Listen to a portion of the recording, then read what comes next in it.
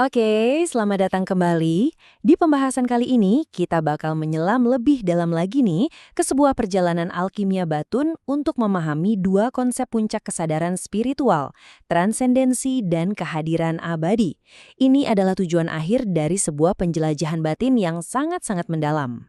Nah, untuk memulai semuanya, coba deh kita tanyain ke diri sendiri sebuah pertanyaan mendasar ini.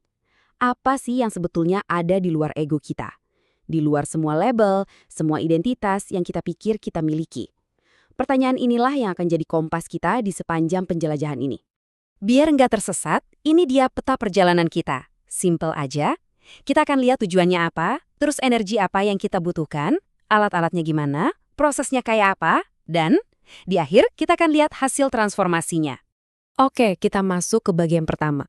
Penting banget nih. Sebelum kita mulai jalan jauh, kita harus tahu dulu kita mau kemana kan? Jadi, apa sih sebenarnya puncak spiritual yang kita tuju dalam konteks perjalanan alkimia ini? Yang pertama adalah transendensi. Gini deh, ini bukan cuma soal merasa happy atau damai sesaat ya. Bukan. Ini tuh sebuah pergeseran kesadaran total. Di mana kita betul-betul sadar, ternyata semua yang ada ini adalah manifestasi ilahi. Diri kita, tubuh, hati, pikiran kita, ya, cuma jadi instrumen, jadi saluran cahayanya. Dan kutipan ini, wow, ini kena banget. Siapa yang kenal dirinya, dia kenal Tuhannya. Artinya apa? Jalan menuju Tuhan itu ya lewat penyelaman ke dalam diri kita sendiri. Itulah inti dari transendensi. Semakin kita paham diri kita, semakin kita menemukan yang ilahi. Tujuan kedua, kehadiran abadi. Coba deh bayangin sejenak.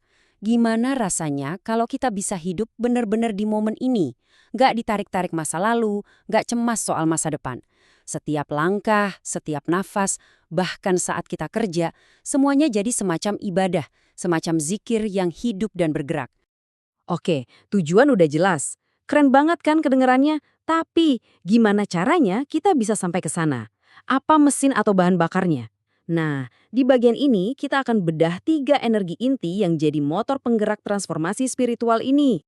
Jadi ada 3 energi yang nggak bisa dipisahin. Pertama, kosong. Maksudnya kita kosongin dulu nih gelas kita dari semua ego, ketakutan, semua label aku.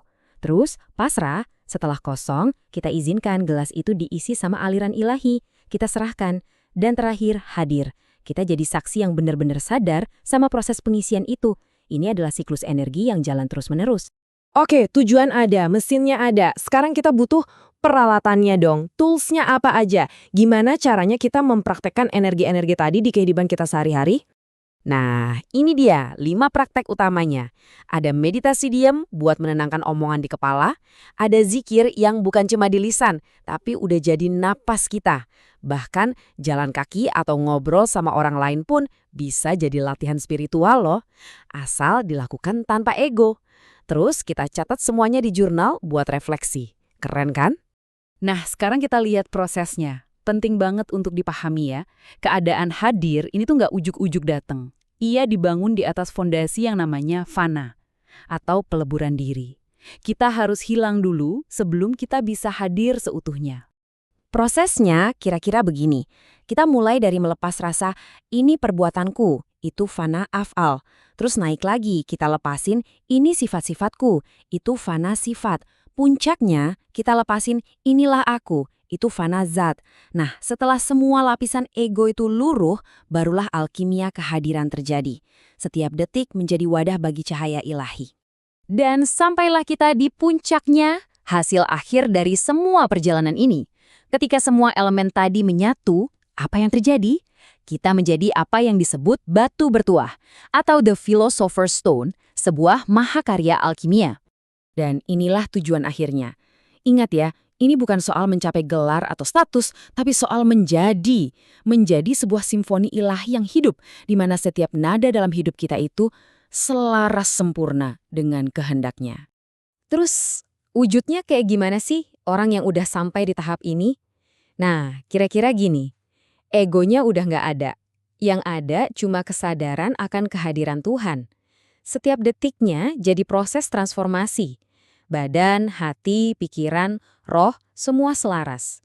Dan yang paling keren, kehidupan sehari-hari yang biasa itu justru jadi laboratorium alkimia spiritualnya.